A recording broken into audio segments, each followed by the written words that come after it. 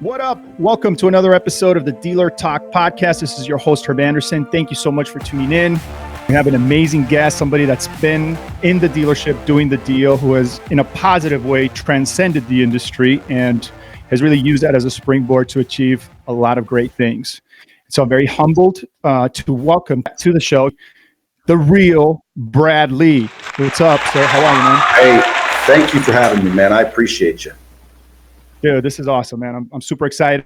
For the listeners, I'm going to try to keep this as related to the automotive industry as I can, but I got to be honest, this is a great opportunity to just learn from many things. So we'll see how it goes. I typically kick things off with a background, but everybody follows your content. People know who you are. So I wanted to kind of maybe twist that a little bit and start with why the car business, right? I mean, you could have sold anything. You could have sold real estate. You could have sold pharmaceuticals. But I have to assume that you saw something within the automotive industry that maybe pulled you in, or you saw an opportunity to do something within that industry. Can you tell us a little bit about that? Yeah, but not really, dude. The main reason is because they said yes when I applied. Right on. And it's the truth. I didn't know anything about the car business. I got a job which was very, very, very difficult, manual labor. It was up in the woods of Oregon, ultimately walking up and down mountains looking for smoldering stumps, and I didn't like it. I got poison oak. It was very hard work, and I realized very quickly I don't like hard work. So I opened up the newspaper and found a job that said, hey, come learn to sell cars, we'll train you and everything. So I went in there and I got to wear a suit, and they gave me a free car. I mean, one place was promising me poison oak rashes as part of the job, and one of them was promising me free cars to drive. Which one would you take? Yeah, no, it makes sense. It doesn't take a rocket scientist to figure out, poison oak and hard work, or Trans Ams and suits and shit. So I put on a suit and walked in there and asked for a job. It's funny too, because I was actually 17, almost 18, and you had to be 18. So I marked that I was 18, but then again, I got hired and I started bragging that I was actually only 17. Like an idiot, I was telling all the haters. I didn't even know what a hater was back then. I didn't know that all the other salesmen that would be pissed when I was hired because I wasn't lazy and I wasn't sitting there, doing stupid crap. I was hungry. I was new. It was like, I bothered existing salespeople. So I didn't realize that they would get me in trouble, but I bragged that I was really only 17, and boy, did I get one over on the company. So the GM called me into his office and he said, how old are you? And I already knew that he knew, so I didn't want to lie. So I said, 17. He said, when do you turn 18? I said, in like a month and a half. He said, how many cars you got out? Now this was about the 15th of the month. And I'm like, 23, which is unheard of, bro. You know that. Like, dude, this back then, dude, the top guys in the world were doing 30, 40. If you were like, and I didn't know it, but, brand new people were doing 3 to 6. I had 23. I was just crushing it. And the GM knew I was crushing it. And I stirred up the other salespeople so they weren't as lazy anymore. And what was funny is he leaned over and he said, can you keep your mouth shut that long? And I said, sure. And he said, all right, get on out there and finish your month. Good month. And so and I'm thinking, man, this is my kind of business, right? Like, dude, I'm a common sense guy. And a lot of the car guys back then, even though the rules were this and the rules were that, it's like some of the rules are stupid sometimes. Like sometimes, who cares? Like, you're not breaking the law. You're not being unethical. Like bend the rules. Like, you got to be 18 to work here. Why? What magically happens when I'm 18? Like, I'm a month and a half away from 18. I'm going to be different in a month and a half? Well, that's the rule. So they overlooked that rule, and I appreciated it. And that's what gave me kind of the loyalty I had. Not to mention I was making killer money at 18 years old. Right. Yeah. I was making commission. I was making more money than almost anybody in my family. I got a free car to drive. I got to wear a suit and tie to work. People were coming in for a car. It wasn't like I was hoping to sell them a car because they were there for a bag of oranges. Like, my job wasn't to switch them from peanut butter and jelly to a car. Like, they were there looking for a car. What luck! Wow.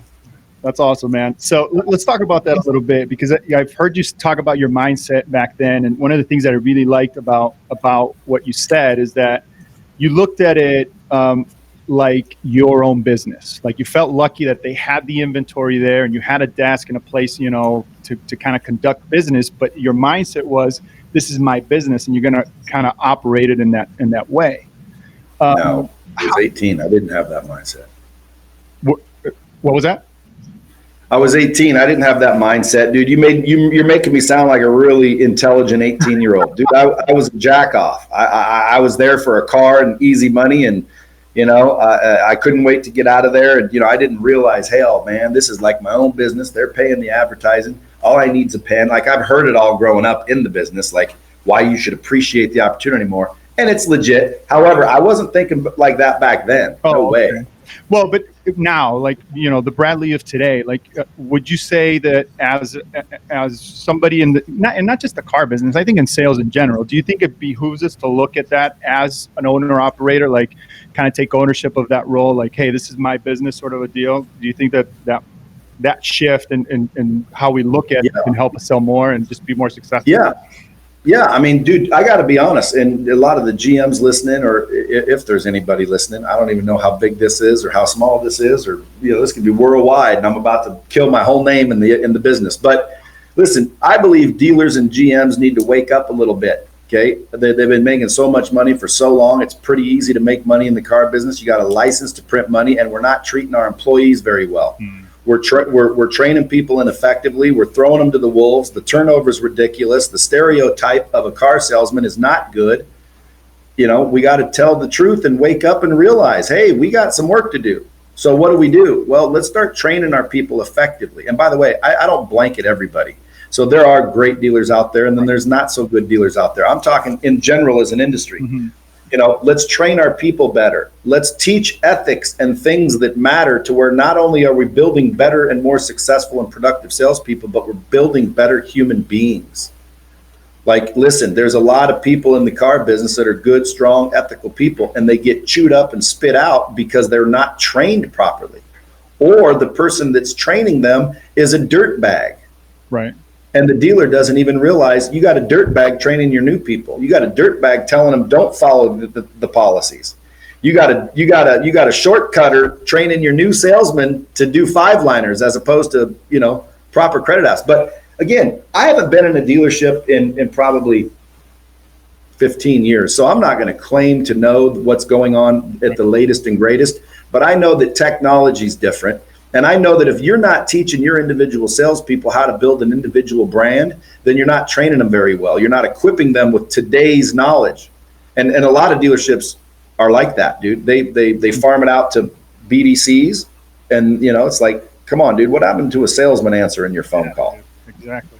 So like at the end of the day, I would go into a business or a dealership today a little bit differently. I would be really leveraging social media. I would be trying to empower my individual employees to become almost intra-employees, meaning I want the people that are making landing pages and like creating marketing funnels and putting on a tent event without the dealership if necessary. Like, where are these intrapreneurs? Well, you have to train them and provide a path of knowledge and success, because people quit because they're not making money. Like, I would have quit the car business if I didn't make money. I know a lot of people that quit because they're not making money. Now, why aren't they making money? Yeah, I mean, I think you said it right now. I think the business has evolved, because I haven't been in the dealership myself in several years. But, dude, I remember back in those days, like, those guys were hungry. They would go out with business cards and knock on doors and that sort of thing. And now you have, like you said, like social media. You could pay Facebook or an Instagram $10 and reach 100, 200 people within your local area. Yet we're not doing those things. It's like we're transitioning from salespeople to order takers almost. And I see that. I consult with many, many dealerships, and I just see it over and over again, where I walk into this dealership and the guys are like literally sitting on a golf cart in front of the store waiting for that up to come. And it's like, I don't know. It's just a weird mindset. You know why though? Because they don't have a strong management team showing them any different. Because if a management team thinks it's okay to sit out there on a golf cart, well, then I would have too. So at the end of the day, nobody's leading them. Nobody's showing them. You don't sit on a golf cart, fool. You create traffic, so there's no time to be sitting. Like, don't wait for traffic, find traffic. With the internet today, brother, you shouldn't ever be out on the lot waiting for anything. Exactly. And if anything, and you were really intelligent, you'd freaking be entrepreneurial, and you'd have a spotter out on the lot while you were on the phone and digital media finding people. Because again, the internet is the lot. Like, why would you wait for them to come on your physical lot? Why would you be waiting on a golf cart?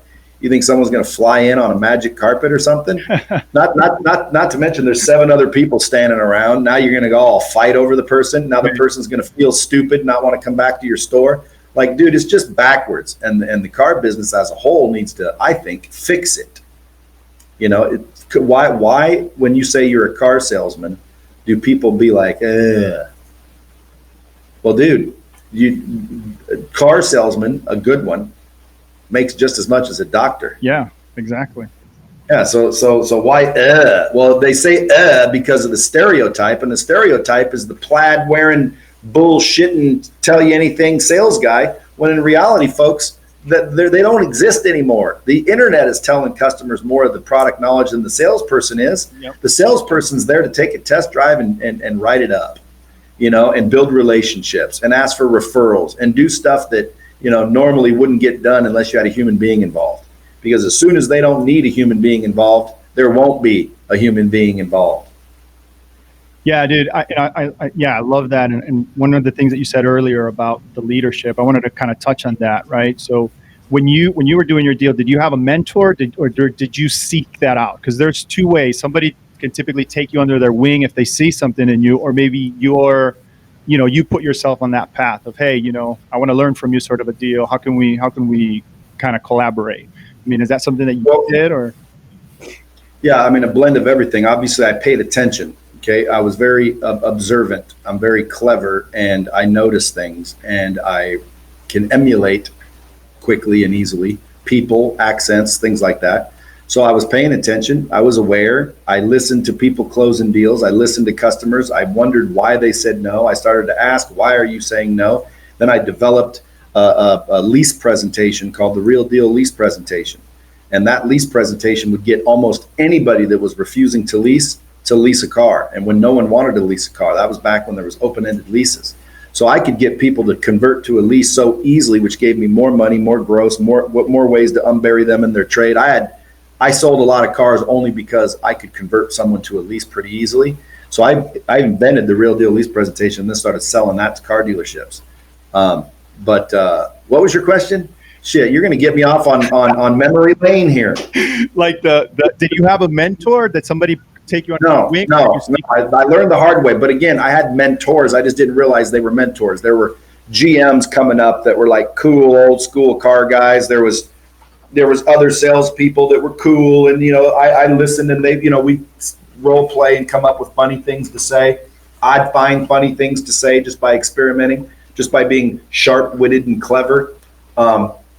But over the years, I would say it's a combination of listening and learning and trying to make it mine, to where now, like if I went into a car dealership even today and started training, I could double their numbers 9 times out of 10. If the dealership is not already running efficiently, because a lot of these dealerships, they're out on the golf cart, dude. That's a management problem. Okay, maybe the managers don't have the answers. Okay, well then you need a training system. You need to train those people to not be on the golf cart. Because why are they on the golf cart? Someone's letting them be. They don't know any better. Like, why are they standing out there? Yeah, it's just like when I used to walk up, people would smoke cigarettes and flick it on the lot. Dude, you don't let them flick the cigarettes on the lot.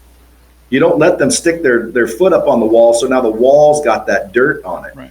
I personally, when I ran dealerships, didn't allow them to congregate. Like if you were talking to another salesperson, you're too close.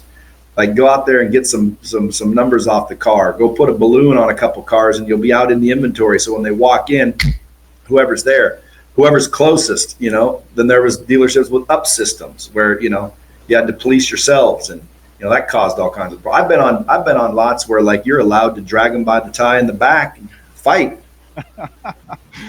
like, dude, car business was great, man. And I think right now, like, I had my sons go sell cars. I think it's the best boot camp for sales and personal development in the world. Dude, Why? right on. That's Well, awesome. what's that? That's awesome. Yeah, well, it's a great boot camp. You get thick skin, you get camaraderie, you get opportunity, you meet people, and you might love it. It's like the military, dude. Sometimes people stay in the military, become generals. I'm not mad at them. I didn't want to be property owned and whatnot, but if you knew a general that made a career out of the military, I respect that. Just like I respect dealers and people that grew up in the car business and became a dealer. Or, I was going to end up owning a car dealership if I would have stayed in the car business. I was already heading to NADA's GM school. I was working, I believe, for Sonic Automotive. They had me pegged to come back and do this Cadillac store. And then ultimately, I would have ended up buying my own dealership, et cetera. Or that was the goal. Right. And if I would have, dude, that's still an entrepreneur. Like the dealers that own the dealerships, dude, they are entrepreneurs, man. They're taking risks. They're in business. Fortunately, it's a license to print money. And if you're a car dealer that's not profitable, I would tell you, reach out to me just for personal coaching and consulting. Because if you got the license and the facility, I got the know-how. And I'd figure out a deal with you where, I'll just coach you. I'll just get your dealership making money. If you're in the business and you want to make more, again, I'd reach out to me just simply for the closing and the persuasion and the training that we do.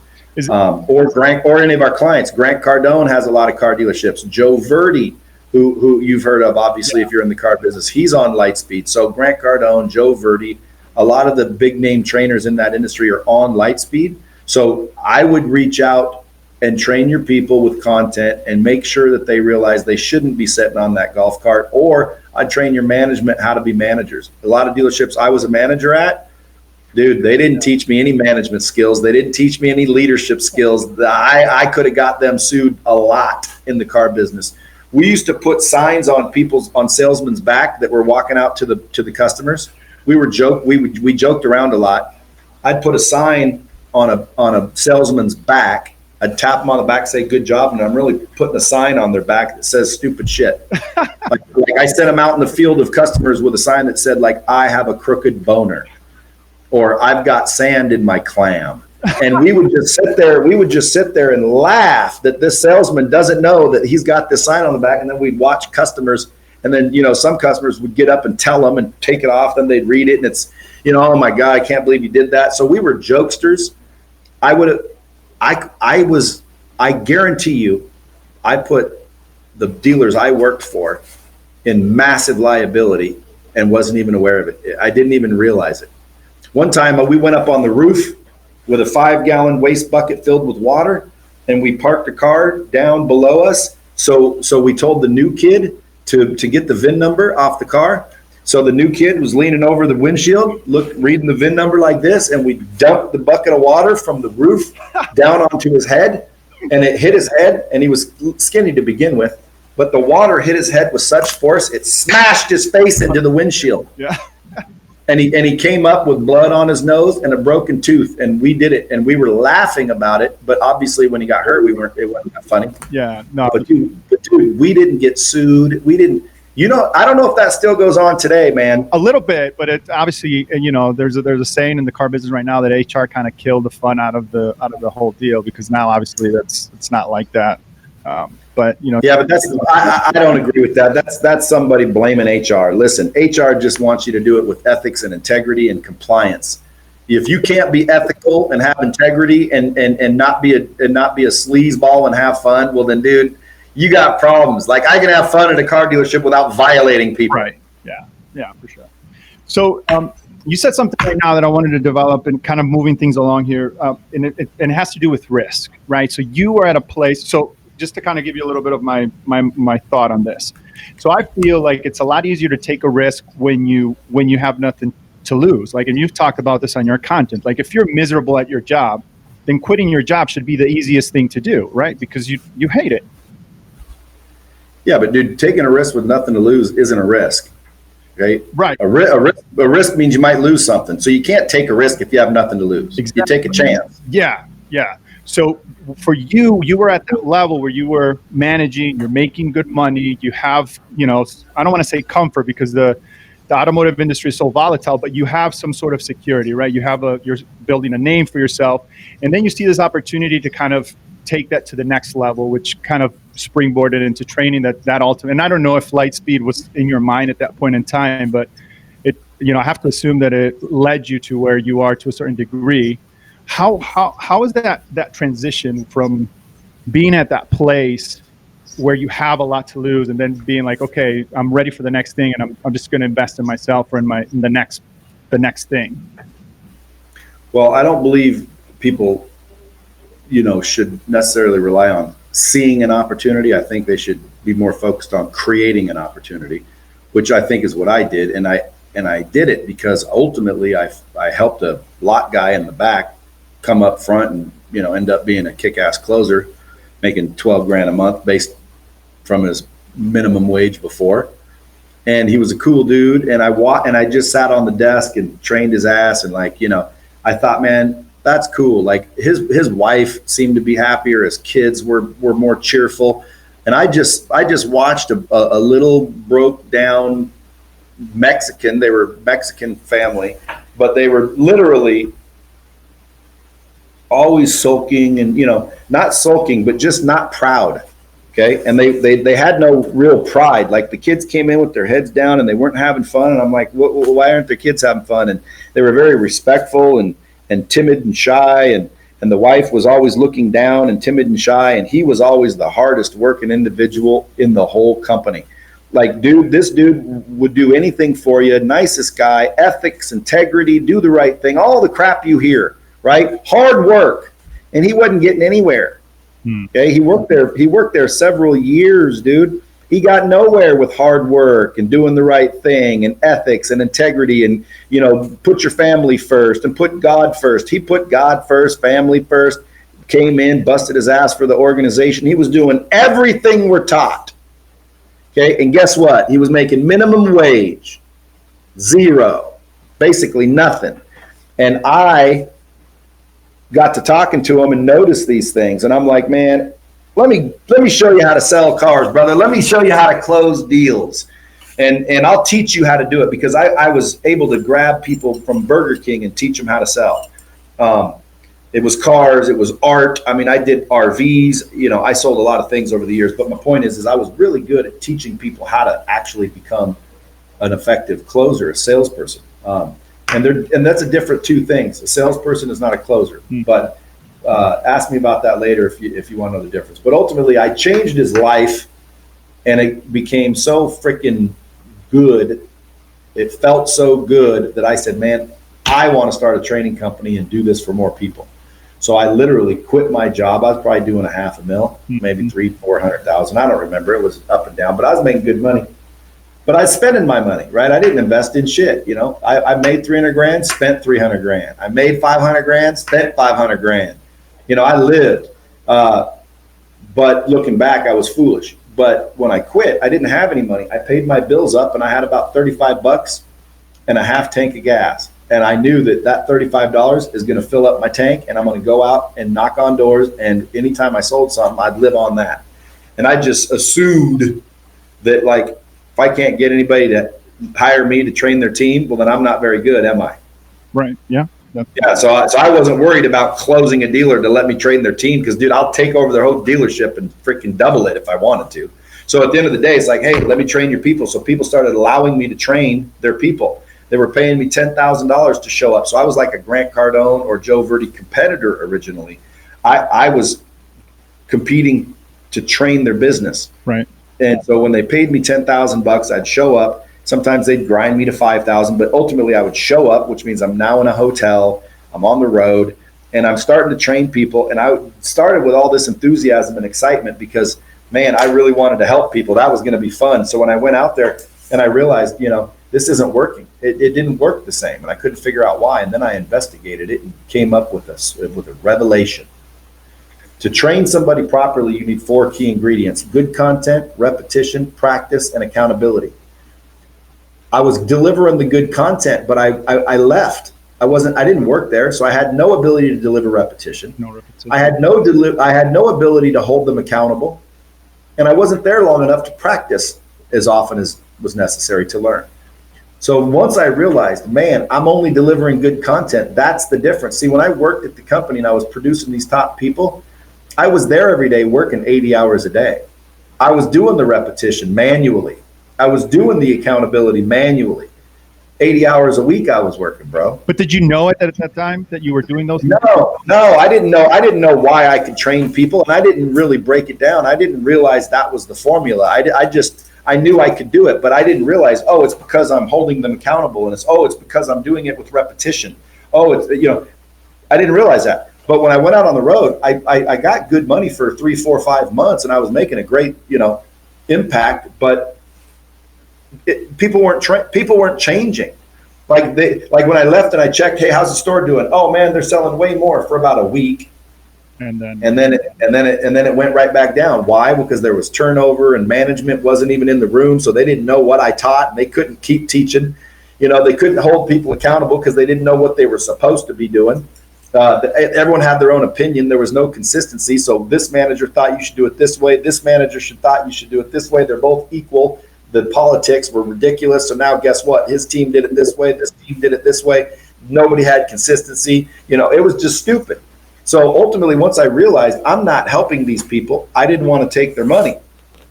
I'm not going to charge you 10 grand to train your team, knowing full well, bro, I'm not going to train your team. Like, you think I'm going to train your team. You're paying me to train your team, and they still do this. Mm-hmm. But the person training, if they're not aware that you are not training your people by showing up for a day, okay, you don't train for a day, dude. Listen, training is something you do, not something you did. Right. If you ever hear that, that's from me. I originated that like 20 years ago because I told a dealer, they said, yeah, we trained already. And I'm like, dude, training isn't something you did. It's something you do. I have a training system, a training technology. See, the key word is system. Most dealerships, they have training, but they don't have a training system. Right. And systems make the difference between effective and ineffective. So, and, dealers will pay $50,000 to put, people on the lot and nothing to train and prepare their team to handle those people. Yeah. Makes no sense. Exactly. So you said something, man, that I just want to make sure I pick your brain on this, because it's something that I see all the time and it just doesn't make sense to me. And that goes to role playing, right? Like, we don't practice enough within the dealership. Like, you wouldn't expect a professional team, sports team, to go play without having practice and drilled and rehearsed. And I don't see that in the car business. Like, we don't role play. We train on, or we teach theories like word tracks and things of that nature, but there's no repetition of let's practice this deal. Let's like kind of cement those techniques. Let's role play this out so that when we are in front of that customer, we can just, it just flows. It's like waking up and brushing your teeth. Like, it becomes part of your subconscious almost. I mean, you mean you get good? You get good, right? Yeah. I mean, why do you think that is, man? Is it just because we don't see the impact in it? Is it just because, like you said earlier, we're just doing what we've done in the past? Dude, they don't know or they don't care. One of the two. They don't know or they don't care. Like, some people, they don't realize that training takes 4 things. If you're not doing those 4 things, you're not training, you're exposing. Right. And so if I'm exposing my salespeople to good information, that's not training my salespeople.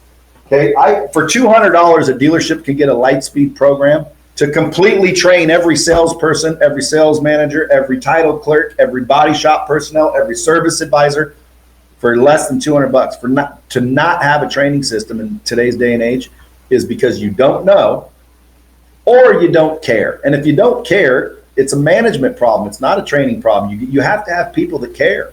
The owner has to care enough to get rid of a manager that doesn't. And the manager has to care enough to get rid of a salesperson that doesn't. Because again, you can't change people. If you want to be successful, I can help you do it. If you want to fix your dealership's training program, I can help you do it easily and inexpensively. But if you don't care, bro, then I can't do anything. Right. Like, I bought a treadmill once. Nobody came to my house to see if I was riding it. And guess what? For years, that thing didn't do a damn thing except hold my coat. So at the end of the day, I bought a treadmill and I didn't use it. Well, nothing happened. Okay, well, if you have training that's not working, it's ineffective. It's like, what if you went to a gas station It was $10 a gallon, and every time you went there, you got a tenth of a gallon. Like, why would you continue to go to that gas station? Because you don't know, or you don't care, man. You don't care, dude. Yeah. Well, I can help people that don't know, but I can't help people that don't care. Can we put that information in the show notes, Brad, so customers, the listeners can reach out and, learn Sure. more? Okay, cool. Dude, they probably already Googled me. Yeah, if they're listening. Sure. If they're listening, bro, they already found me. Yeah. They're not waiting for your show notes. Holy smokes. They're like, dude, this dude knows what he's talking about. Yeah, right. Especially in the car business, because I have training created for the car business. Grant Cardone has training. Right. Joe Verdi has training. But more importantly, like we've got Penske Automotive and all these big chains on it. Mm-hmm. You've got the training. There's people in your organization that have the good content. You don't need Brad Lee's content in some cases. Some cases you do. Well, dude, not only do we have the technology to deliver, track, and measure it and make it very easy for everybody to deliver repetition and pro role play and all that, but we've also got the content. So there's zero excuse. If you have the content, we show you how to virtualize it, put it in the system, and deliver, track, and measure it, with consistency and repetition. And then boom, your productivity skyrockets. It's also a communication tool. So there is zero reason why anyone listening to this doesn't do it unless they don't care. Why? Because now they know. Now you know, dog. So let's talk about the accountability part really quick, right? Because that has become a big thing within the automotive industry. You know what I mean? Oh yeah. From marketing, from how you buy and trade for vehicles, and all those things. When it comes to training, what are some of the metrics that we should pay attention to as decision makers within the dealership? I mean, obviously logging in and are they doing the program, but no, you're looking at the wrong metrics. Who cares if they logged in? Right, exactly. So what is the stuff that we need to pay attention to? That's their results, bro. Okay. Their productivity. I mean, what are you trying to measure? Hey, I'm training them so they'll sell more cars. Okay, well, that's what you should pay attention to. Are they selling more cars? If the answer is no, well, then train them some more. Well, what if they get pissed? Who cares? Like, who cares, dude? Listen, my kids didn't want to take their vitamins and make their bed. Okay, at the end of the day, who owns the dealership? Who runs who? Right. Like, look, are you going to let the salesman run the asylum, or are you going to take control? You're a manager. The owner trusts you, okay, to manage, okay? And manage sometimes is accountability. I always like to say, look, if you don't want to make the decision, then get out of the chair, bro. Right. Like if I appoint you my general manager and I'm the owner and you're not holding people accountable, you're screwing me. See, most people, they don't want to look in the mirror and hold people accountable because it's uncomfortable, bro. But the cool part about having a training system is, dude, you can press a button and see who's telling you to pound sand. You don't have to have confrontation. You don't have to scream. You don't have to guess. You press a button, dude, and I'll know who in the dealership is marginal. Who in the dealership needs more training, needs more assistance. Why? Because I'm tracking their productivity. I'm tracking what I want to impact. So like you say, what metrics? The logging in, I don't care if you logged in. Did you train? I don't care if you trained. Well, how would you know to train them then? Well, are they selling as many cars as I want? And if the answer is no, train them. Why? They don't know or they don't care. And I'm going to find out either way. Because if I tell you here's the training to get you better and you don't take it, what's it telling you? They don't care. Right. And if they don't care, that's a management problem, brother. That means do something about it. They don't care. Good. Motivate them, fire them up, or get rid of them. But nobody wants to get rid of them because they're hard to come by. No, they're not. Not when you have a training system. Shit. I can get a row of 18-year-old kids better than the current salesman you have there if nobody's managing them or leading them correctly. Why? Well, because, dude, your management's the problem. And if managers are listening to this or like, oh, I don't want my dealer listening to this, well, then, dude, you're fraudulent. Or, it's only a matter of time before somebody figures it out, or you're going to be working at another dealership anyway, right? Because if you don't do it right and you don't make money, guess what? Your dealer ain't going to be around very long anyway. Right. So what most people's, handicap is, though, is they're doing well. And so now they don't think they need to train. Like, dude, we're already the #1 Toyota store in our region. So what, dude? Oh, we're already doing 400 cars a month. So what? You could be doing 800 cars a month. Who cares that you're kicking everyone's ass? Are you kicking your own ass? Are you able to excel and exceed projections. And because if you're not, is all of your salespeople making good money, or are just the top 20% making good money? I had a client one time on my training program. He called and said he was going to cancel. And I said, what are you canceling for? And he said, I can't get people to use it. And I said, well, let me talk to the manager. And he said, well, I am the manager. And I said, what do you mean you can't get them to use it? And he said, dude, I've asked them, I've begged them, they just don't want to do it. So I'm going to cancel. And I said, dude, you should be canceled. Right. Like you should be fired. You jack off. Like, dude, you can't get someone to do what you want them to do. I say, how do you get them to show up in the morning? He says, well, if they don't show up, they'd be fired. Try that. Yeah. Try that. And guess what? 100% everybody was using it. And guess what happened? All their sales went up. All their liability decreased. Their turnover slowed down. Come on, man. It's not rocket science, dude. Run 5 miles a day and you probably won't be fat. Right. Okay? If you're fat, run some freaking miles, bro. And if you don't want to, it's because you don't know or you don't care. And now you know. So if you guys are looking for me, if this has excited you, your managers, you want to train your team correctly, reach out, dude, for under a couple $100. I'm telling you, you have a system that allows you to deliver, track, and measure content. I can show you how to make your own content with a damn iPhone and an expert, meaning you got a sales manager that's so kick-ass, he desks deals like nobody's business. You got this girl in finance that writes more contracts than any other producer you got. Dude, I can virtualize those people and store that knowledge for future employees and future people, even if those people leave your company. So how do you deliver, track, and measure information consistently with repetitions? The question. And if you say you're doing it manually, well, then that's not too bright either, because you can't be consistent. I did it manually. So there's companies out there, there's dealerships out there that are saying, I do it successfully. And yes, you may do it without a training system, or a technology, but you do have a training system, which means there is accountability, there is repetition. And I'm promising you, you're just taking a lot of time and money to do it. If you stick it in technology, dude, you make it real easy for the person that's doing a good job now. So if you're listening to this and you think, oh my God, this would replace me. No, it wouldn't. It would empower you. Okay. The only time it's going to get anyone in trouble is if those people are trying to fly under the radar as money taking, clock watching jackoffs. Okay. That's who it flushes out. So if you get somebody that's afraid of this system, start looking at them with a raised eyebrow, because what are you so afraid of? Being exposed, you prick? Get out of here.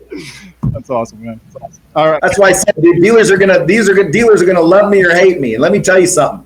I'll throw out a challenge. I'll take over any dealership for 30 days, or I'll make it easier for people. It's gonna cost you too, but I'll show up on a Saturday. All I want to do is talk to the people that are leaving. In other words, you decide who gets to leave. The whole company can be involved. Like, have a damn committee that says, all right, this ain't a deal. Make every person that is leaving the dealership authorized to leave by you guys. Let me talk to them before they leave, and I'll make you money that was leaving your store. Why? Because I'll close half of them. Right on. Maybe not half of them, but I will close a percentage of them. And why can I do it, but your team can't? Well, because they have limiting belief. They don't know how to close. They don't know the steps. They aren't prepared. Like let me ask you a question. What do you think the first step in a sales process is? Building that rapport.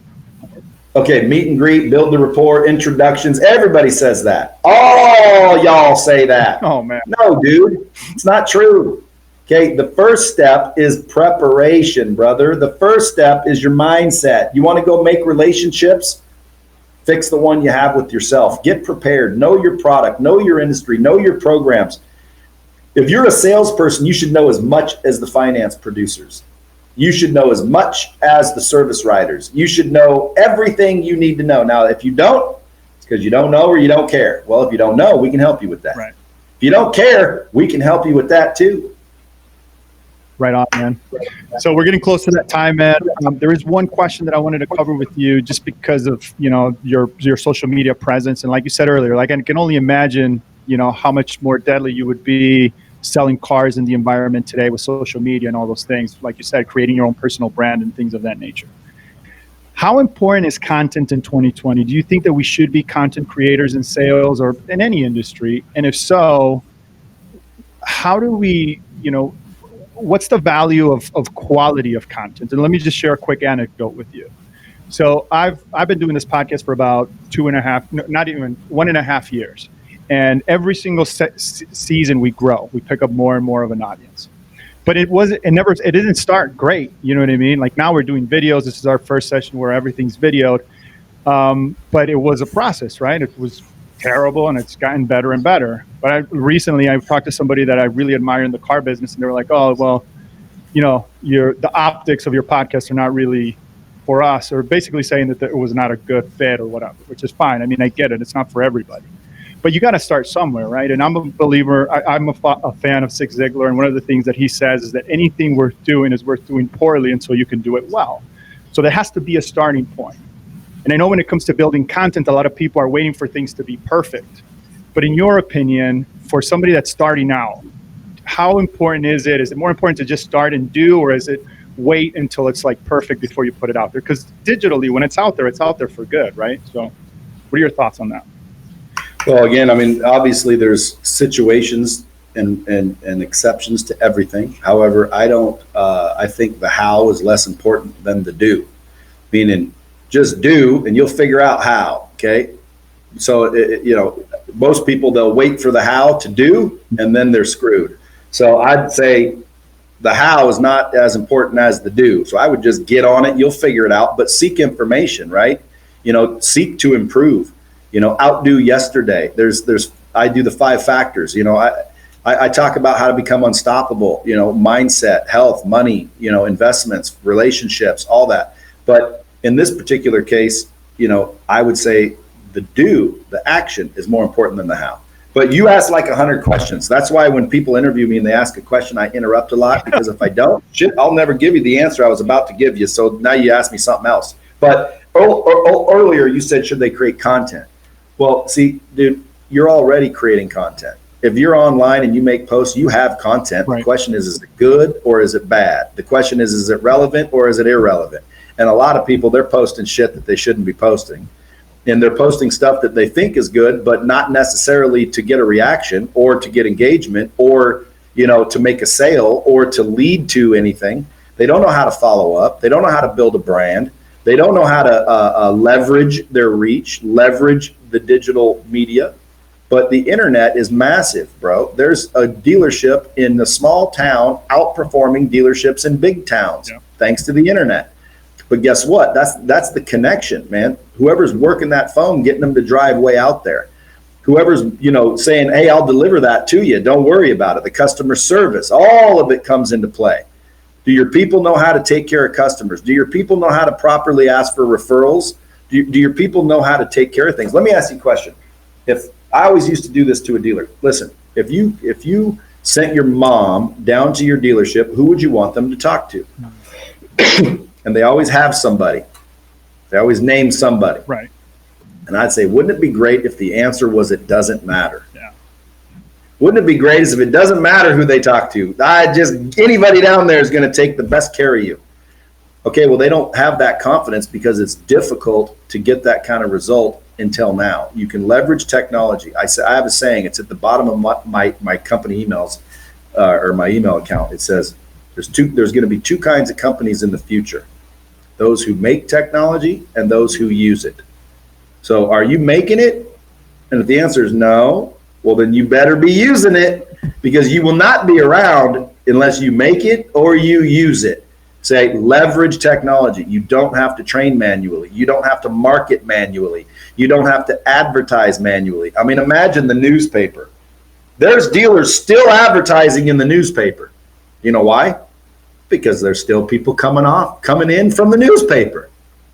And what's that? Well, do you think newspaper's dumb? I don't think anything's dumb if it's working. Right. Direct mail works. Those stupid 911 sales and lost keys and come get your football and, all these promotions these ad agencies do. Dude, they've been doing them for 50 years. There's nothing new. They're called promotions. They're called events. They're called special gimmicks to get people into the dealership. And I know some good ones. I know some event companies that literally will drive more traffic into your store than you can handle. And then they'll send in their mercenary closers to handle the traffic, and they'll make you more than you've ever made in an entire weekend. And again, if you're interested in that, like if someone's hearing this and they're like, dude, I like that. Well, then dude, just reach out to me. I'll introduce you to them personally, because they do it for companies all day long. Furniture stores, jewelry stores, dealerships. They're driving traffic to your store. Why? Because they know how to leverage Facebook and digital media to geo-target and literally entice people to come into your organization. They can up your traffic by 300% any weekend you choose. How do they do that? Oh, dude, that's what I'm talking about. Now, see, why aren't they training our team to do it for us? I don't want to train your salesman how to sell anymore. I want to train your salesman how to hunt. Right on. There it is. That's good. Dude, thank you so much, man, for coming on. I really appreciate it. I wanted to give you a moment to talk about, Lightspeed BT, man. How can dealers leverage it? It's such a, to me, it's such a no-brainer, man. Like you talk about over. Yeah, but I appreciate the opportunity, but I don't need to talk about it, brother, because if you hit replay, I talked about it the whole time. Right on. All you got to do is hear this podcast again or share it for someone that needs to hear it. Hey, quit pencil whipping your employees, folks. That's another thing, dude. A lot of these car dealerships I'm listening about, because their salesmen are talking to me. They're in my closer school. I got closer school and closer school live. I got a lot of car salesmen in there, and it's fun. But anyway, I listen to the same old stories. Again, a lot of stuff has changed, but a lot of stuff's the same. And what dealers don't understand is, man, we can't keep good employees. Well, that's because you're pencil whipping them, man. Like, find some partners that want to operate your dealership and steer you to growth and reward them. Okay, allow them to make some money, dude. You get a bunch of high-paid, kick-ass people. You're going to have less headaches and more profit long term than keep pencil whipping all these people to where eventually all you have is the bottom of the barrel, ruffians running your dealership and ruining your brand and ruining your name and causing you to be liable. And by the way, if you guys are thinking, oh, he thinks he's so angelic, dude, listen, I was the ruffian running your dealership. Like, dude, I was shooting people in the wiener with a pellet gun as they walked up on the sales tower. Like, dude, we were putting signs on people's back that said, I have a crooked boner, and sending them out into the customer traffic. We were telling dirty jokes out on the point in front of everybody, and we had female salespeople. Well, guess what, dude? You tell the wrong joke in front of the wrong salesperson, especially when they're female or they're gay or they have a different background, race, religion. Dude, there's so many rules. You better just keep your damn pie hole shut or train everybody to respect, right? So again, develop your people, man, and pay them well would be my tip for owners and dealers. Now, again, they're not going to like that, but believe it or not, I promise you'll make more than you're making now. The management team, I would say the management that's listening to this is you can easily track and measure and hold people accountable if you leverage technology, and you should, because you're being trusted to manage and grow and duplicate and nourish those people that are coming in the door. Learn how to recruit and onboard people correctly and quickly and effectively.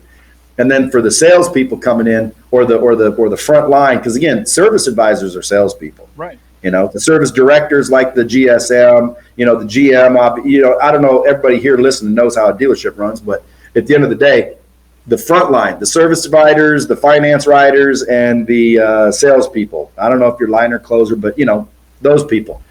I would say, listen, the more hands you shake, the more money you make. Don't rely on the dealer to survive or thrive. Like the advertisement that they got coming in and pushing traffic into your store, be grateful, be aware. But man, you're not going to survive on that, kids.